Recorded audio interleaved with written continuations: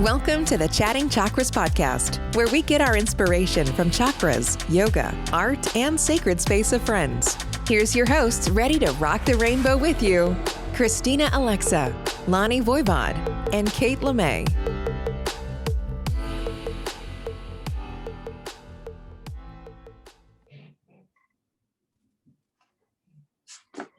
Good fine day, fine friends. Welcome Good fine to day. Chat. Good fine day.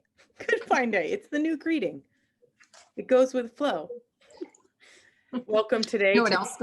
What Sorry. else goes? No. I just realized as I drank my tea. Oh, Right. love This is that. the cup I grabbed. but that should- that. It's a gift from my sister to my son. This is his favorite cup. Anyway, go ahead, Kate. Well, welcome everyone to Chatting Chakras. Another magical episode. Ladies, would you like to say hello? Christina, I'd love for you to go first today. I'm never going to live that down. I rely on you to go first to crack that ice. I am Christina. You know, I have my aerial hammock behind me. I left down. So I'm just going to say I'm Christina Alexa, aerial yogi, going with the flow. Is your website Alexa Flows? Yes, ma'am. That's Alexa probably Flows. I just want to say I don't think I've commented on that aerial thing you just put up, but holy sensual Christina. I was like, wow, that was a great video. That was really wild that I got some of that feedback from you and someone else that it was sensual. I was like, I had to go back and look at it again and go, that was sensual. So, all right, thank you. I'll take it. I think it's a compliment. Yeah, oh, it's definitely a senses, compliment. yeah. I was like, whoa. Wow. Okay, good. You know what you were in, that's a great, you were in flow. I mean, you were connected to the music and to the moment, and you were not in a rush. So great. Feel like maybe, Kate, we should get out of the way. I mean, she is alexaflows.com, and I thank you, because I didn't realize that I mean, I did, but not the power of Chatting Chakras and Alexa Flows. So maybe we'll just let Alexa say it all. But in the meantime, I'm Lonnie Voivod, wearer of the overly large ringy dingy I just found. So, and fake hair extensions because of flow and because I didn't shower. But You that's can't just, tell. you know why? Because I was like, go with the flow. I'm like, you know what? I feel like taking twice as long to hide the fact I didn't shower rather than just Shower. handling it. It was more fun. And I remembered I had a wig. So it's good. And Kate, I noticed your hair is longer than usual also. I was inspired by you. So Kate LeMay, inspired by Christina and Lonnie. Professional I mute. do need a new hairbrush though for her because it's getting a little knotted. But yeah, I am also wearing my additional locks. I feel like the long flowing hair, it's just gonna be so many metaphors that you had to spray it with detangler. So like sometimes you need a metaphorical detangler to get the flow you're looking for. I'm liking it already. Yes. I'm liking it already. So if you can't tell, we've rounded into orange and we are going for the painting flow today. If you already guessed it, ding, ding, ding, you win an orange prize. Who would like to read today? I felt like you did a really good job, Kate. Are you willing? Oh, you want me to read today? I Okay, think it's a so. short one. I can do this one. Okay, flow. This image highlights flow by depicting the natural movement of water in pigment. Imagine life as a river. There is greater ease in going downstream. Go with the flow. Flow is your natural state. And the mantra is, I allow flow. Allow being the key word. Yeah. Tell me why would you say that, Christina? Well, because flow why- is our natural state, Mm. as you said. And, you know, the only reason we do not, knowing that flow is our natural state, the place that we will return when we allow ourselves to slide into easy balance.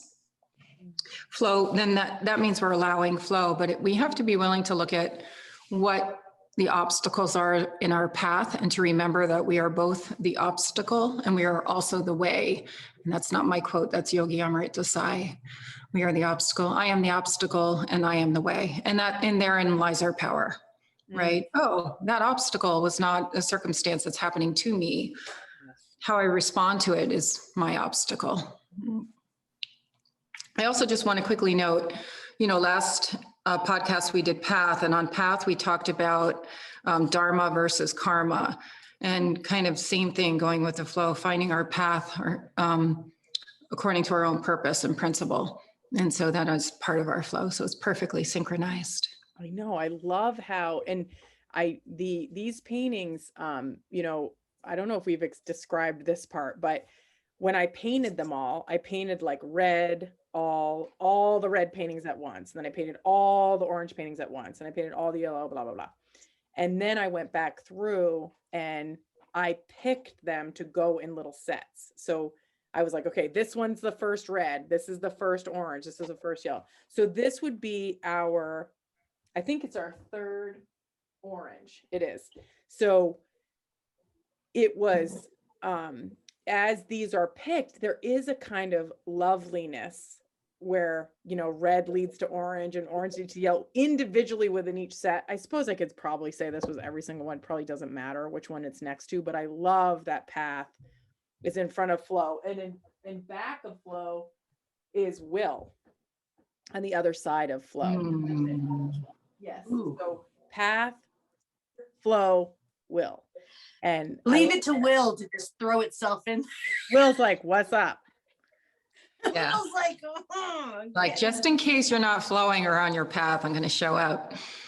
You know what I would like to do? I always get my inspirations during our podcasts around these paintings, Kate. And it would be really nice, if you don't mind, I would love to give you an objective view from one soul in this dimension of taking each set in entirety and looking at the like we are in these podcasts, but looking at the pathway for each set, like where we can end up where we are at the beginning, where we can end up at the end by those observances, and then the next, and the next through all 7. And also look at, hey, if you hit this one on a liberation current versus a manifestation current, wouldn't that be cool to really look at it that way and say, you probably have, but these things only strike me when we're doing this work or I'm teaching. The other thing I noticed, even because we, how we're working in yellow right now with YTT, and I set up all those yellow paintings.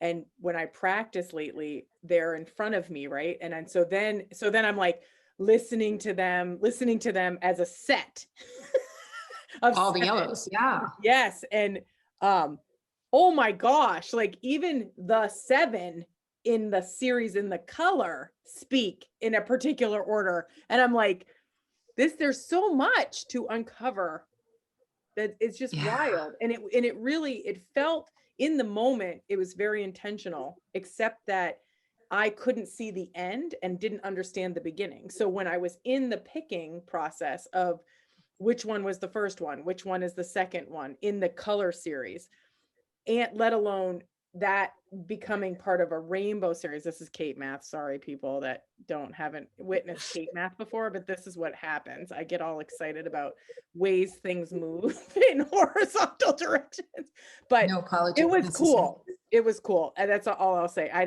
actually have that notebook in the, too far away for a quick field trip to get it. But maybe by the time we get to the next show, I'll bring that so we can see the series of just yellows together. Oh, perfect.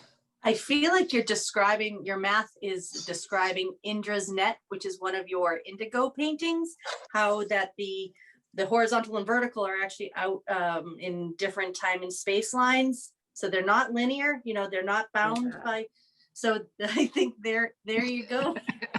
If you can't see, if you're only listening to this podcast and not watching, Kate is once again covering her eyes. I was like, what? Because I can feel it. Like one is time and one is space, and they maybe could interchange, like which one is time and which one is space. Like is the rainbow set and then versus the color set, right?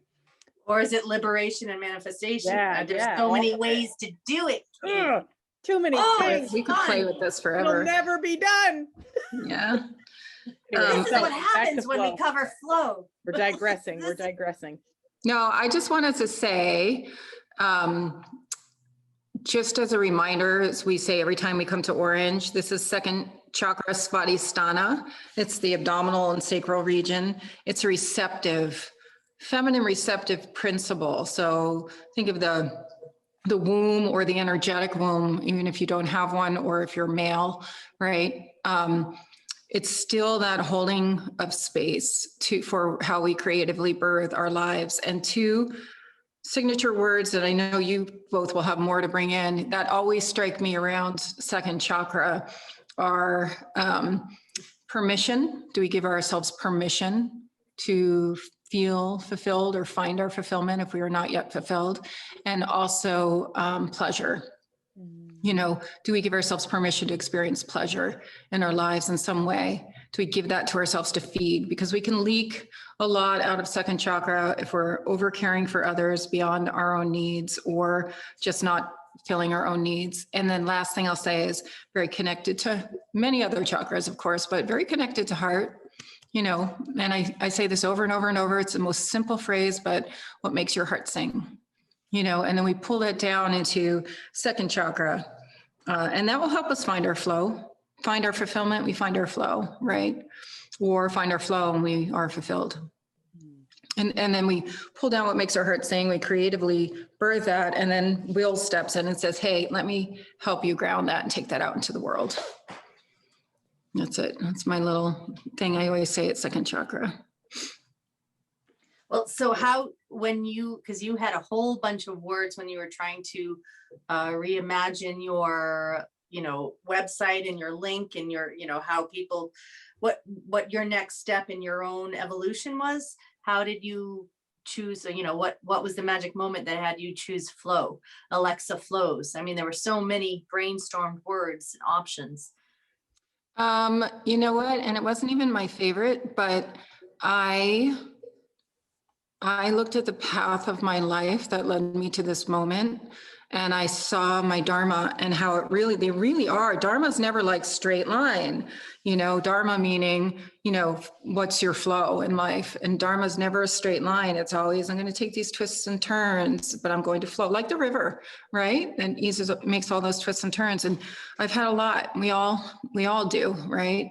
I've had a lot, and so many places to let go, so many places to embrace and then let go of again. And yet always coming back to the same space in myself. And so I just said, I want two words that fit together that are easy to remember, just to be user friendly, because I'm very Virgonian and efficient on that level. And I want a word that encapsulates that for all of us. And then and it was flow.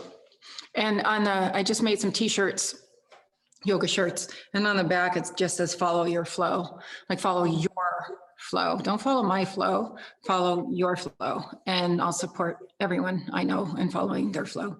So that's my answer. Nice. I like it. Let that shit go.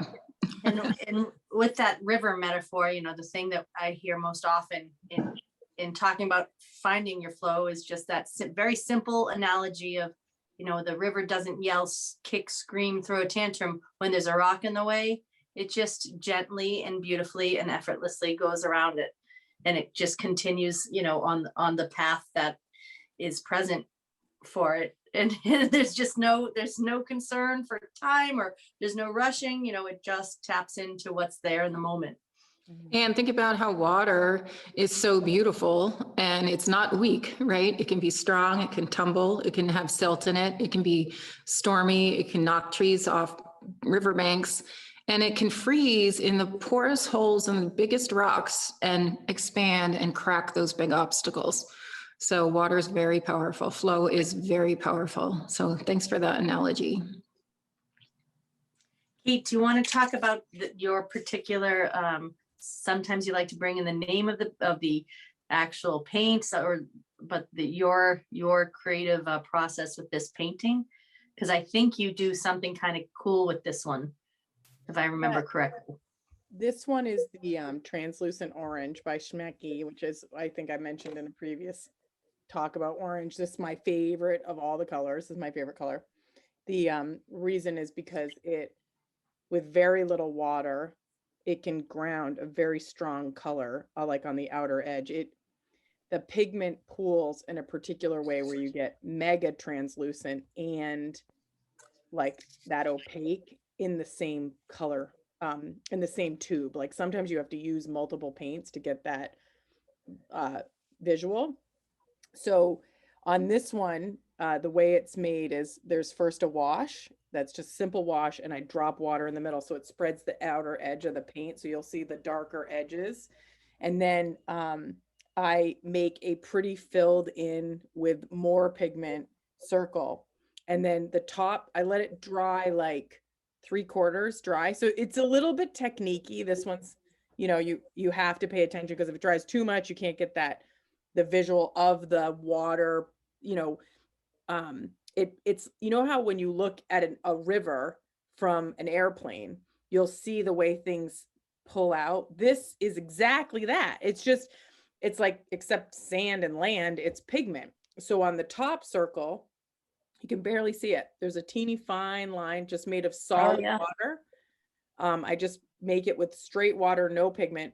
But because that pigment is it moves so quickly, it makes that little perfect fine line of that circle, which you could never do with a brush. It has to be done by the pigment itself.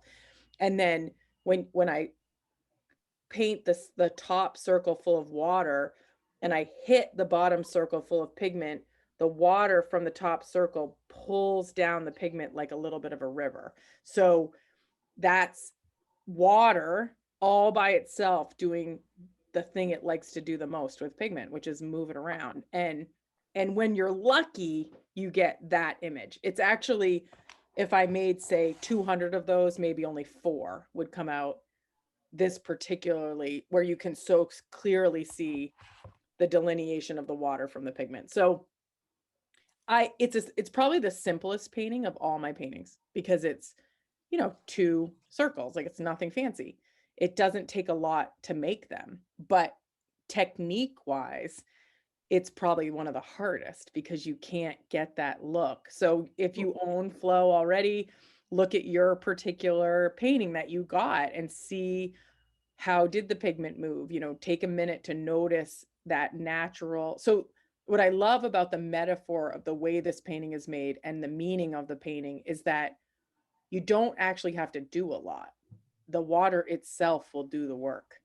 And so recognizing that is its natural, that's just what it does based in physics and the law.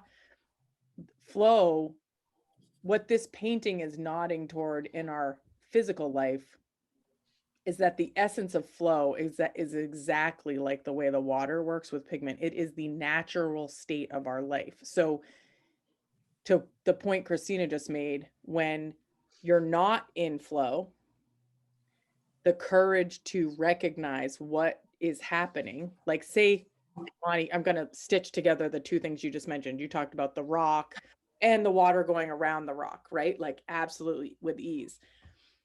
The only thing that gets in the way of our flow is our own stuff around that rock. There's nothing else. Like it's us. And yeah, so I think I'll leave. I mean, I have a story about a book that I can share in a little bit after you guys talk, but it just in the last couple days, Lonnie knows, like whenever I was just telling Christina about the book too, like whenever I find a book I really like I get kind of super excited and want to tell everybody about it, because it nods exactly at this thing, which if you had a choice of having a day of flow or a day of not in flow, what would you like to have? What is your preference? Stay in flow. There's no question. No question. I'm also stunned by even your explanation of the artistry. Simple in design, complicated in technique. Isn't that the perfect definition of flow?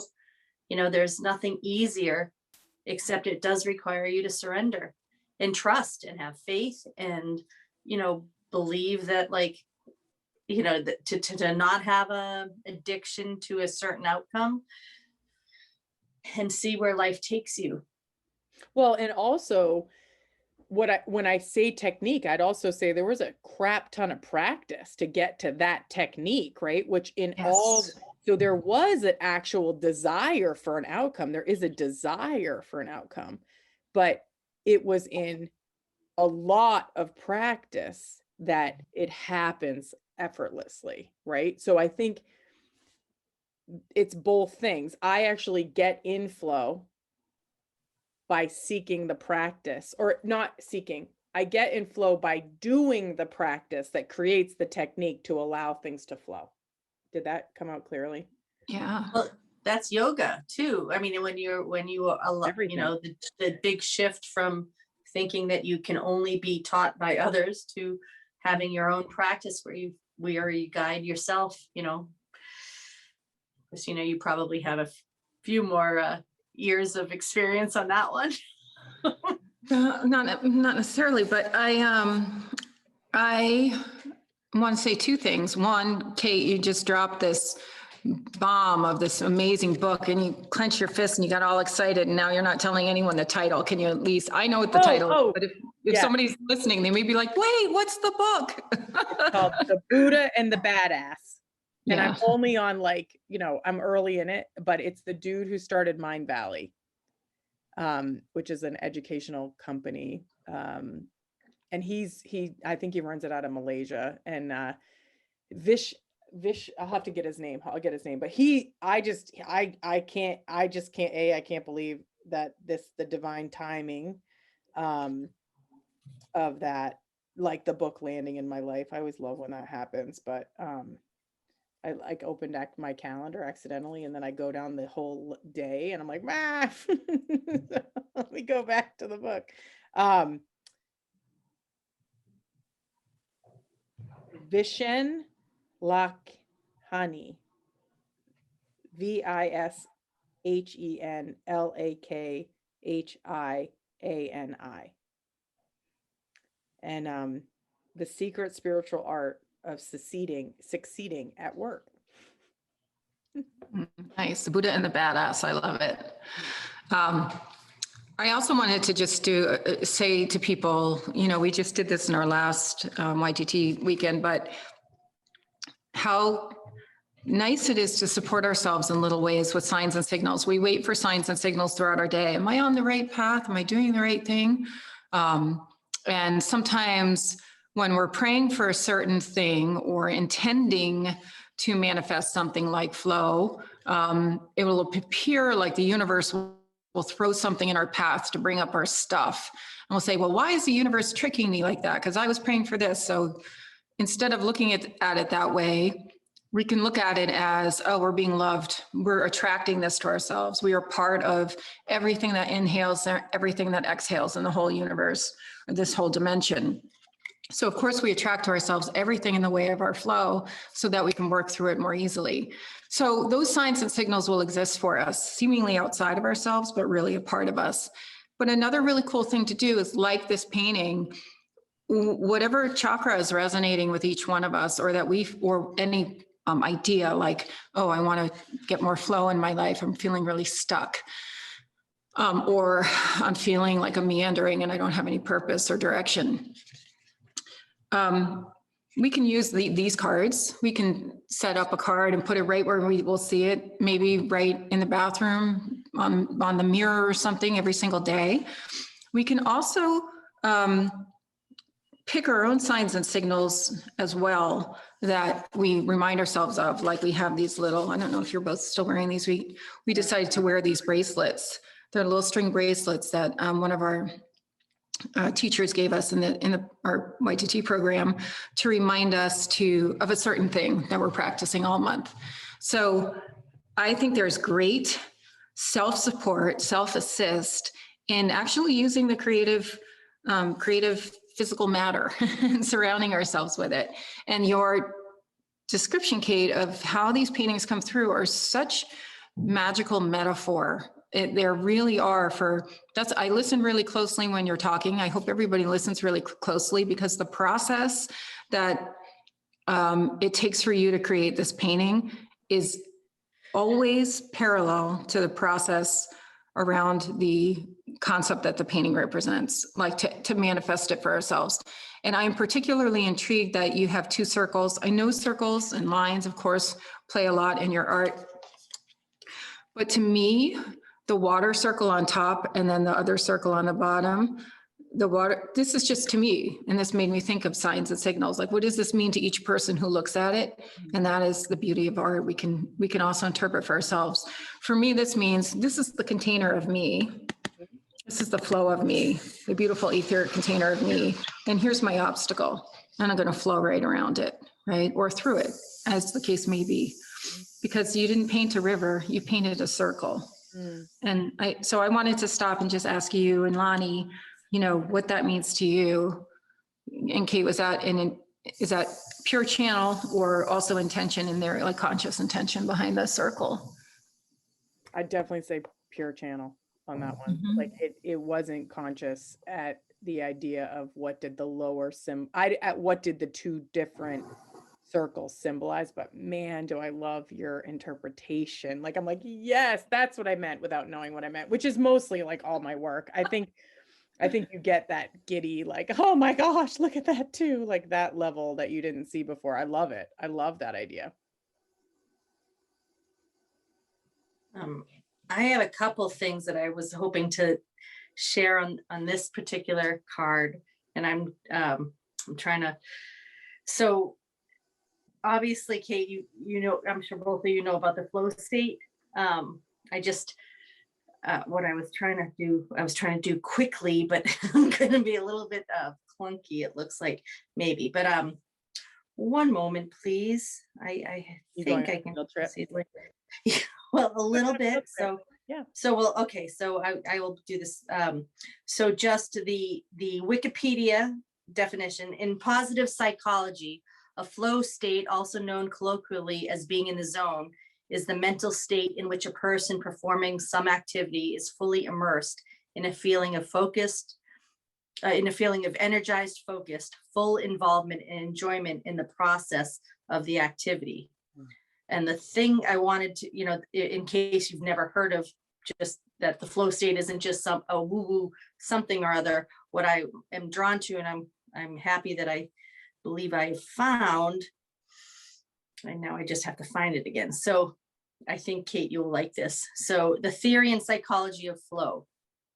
Flow theory became of interest to positive psychology researchers Jacob Getzels and Mihaly, and then the last name is KsikenTMIHALYI. So I am not going to be able to pronounce that one. When they were studying the creative process during the 1960s, and it's this is from positivepsychology.com. Watching an artist at work, Csikszentmihalyi became, excuse me for that pronunciation, became intrigued by their single-minded, unique focus and persistence to continue with the painting in spite of any discomfort, tiredness, or hunger. On finishing the painting, however, the artist entirely ceased showing any interest in the completed work. So this long last named psychologist then took his research into other fields, looking at the circumstances and subjective nature of this enjoyment-related phenomenon in dancers and chess players, to name a few. It became apparent that the flow state was brought about by at least two key things: goals and feedback.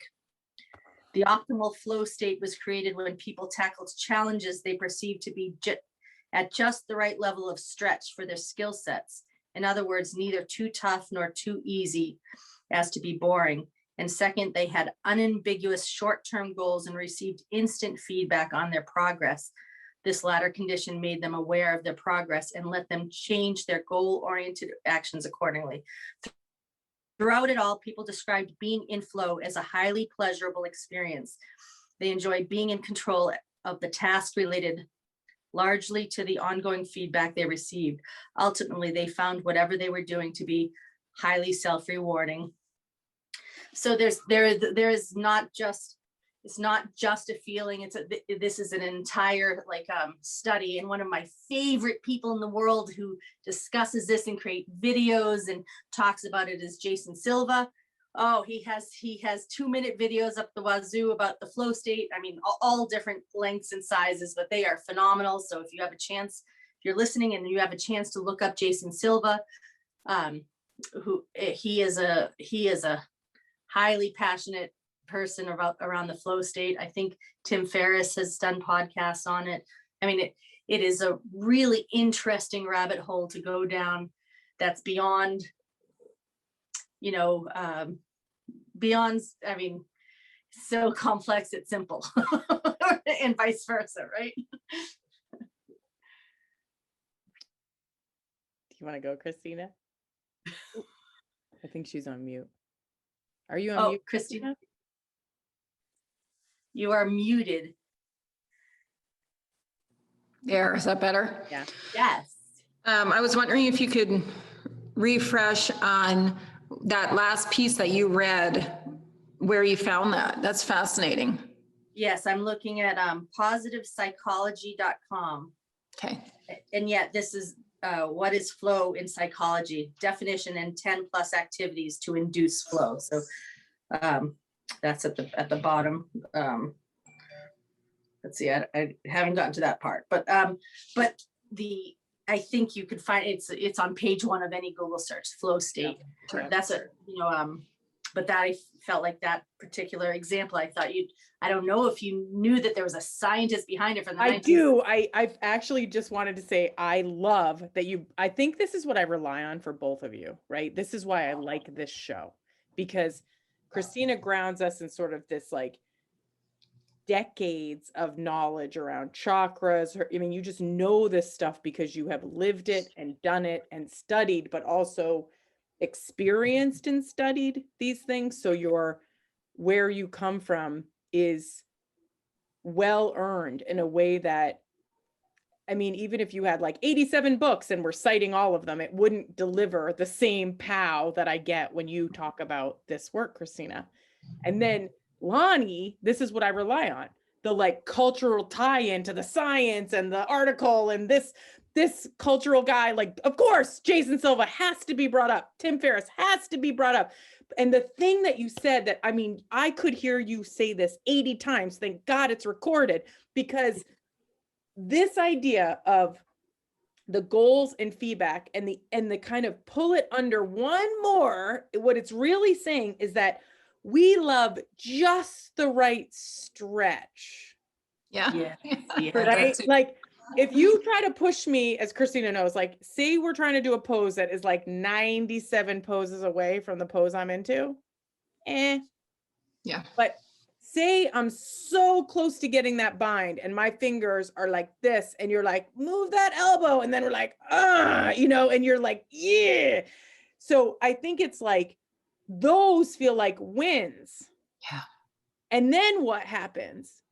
We lean in more. We go a little further, right? And so I just love the it. artists. That's the whole thing. Artists, athletes. Yeah. I mean, these are the people at the top of their game. No, this is why we all do when we're in that passionate place of no time, no space, everything dissolves and it is just us. It is the flow, is the present moment. It is the acceptance, the surrender, the empowerment and the celebration of the present moment, I would say. Yeah. I feel like if there was the painting Olympics, that is what I'm training for. But there is no painting Olympics. You could start that, Kate. You could start that. That's one more thing on your plate. One more thing, one more idea. Oh no. Painting Olympic. Oh man. Can I just say that I always call that, when I'm teaching, the next natural increment of movement. Fall into the next natural increment of movement. It's exactly what Lonnie's describing and what you just described, Kate, when you pulled it onto the yoga mat. And as ambassadors of that, or as examples of that, or as teachers, as students, Adhikara, we want to set ourselves and others up for success. And that's what you're talking about. You know, it's like if I'm going to teach a class and I see a pinnacle pose, then we organize the whole class with all of the postures and warm-ups and everything that we need to do in advance of that pose to register optimal success for everyone. So hopefully, but anyway, I love that process. That's amazing. And you described it really well, Kate, when you did that. I just love the combo. It's like the 1-2 punch, right? So I have sort of this framework of storytelling of how the painting came about, blah, blah, blah. And then we have the layering of life's work with Christina and the kapowie pop of like the relevancy and science from Lonnie that it to me is the flow. This is flow, what we're doing right now. You know, it's like, it feels easy. It delivers conscious evolution, you know, and in that perfect next step, like, oh yeah, that. And here, are you ready for it? Here you go, ping. And you can actually receive and assimilate the information versus, you know, if someone's giving a lecture and it's so far away from what you even understand at all, you can't understand it. You're like, this gives me nothing in my growth and development, right? But I think that I have a better understanding of flow today, thanks to this conversation. Yes. Lonnie, you chose orange for your wall in your studio there, your home studio. Yes, I did. Very interesting. Yes, I am attracted to, so I think for many years purple was my favorite color, and I definitely transitioned to orange a few years ago. Just the energy and the intention and the pleasure and the permission. Yeah, that's it. Feels good. Flow feels good. That's why it's nice to follow your flow. I wish there was a t-shirt that said that. I would wear it. Me too. Oh wait, we'll link it in the chat. Christina, let me know how people buy the t-shirt, and this will be an evergreen content piece that includes merch. You lucky dog. It's merch. All right. Well, thank you both very much for today's conversation about flow. Thank you, Kate. Questions? Thanks, Lonnie. And everyone. Let us know in the chat. Love it. Okay. Have a great day, everyone. All right. Enjoy your flow. Namaste. Enjoy your flow. Thanks for listening. Find us on social media at The Chatting Chakra Show and at www.katelemay.com. Check back weekly for new episodes where we are always celebrating enjoying the journey.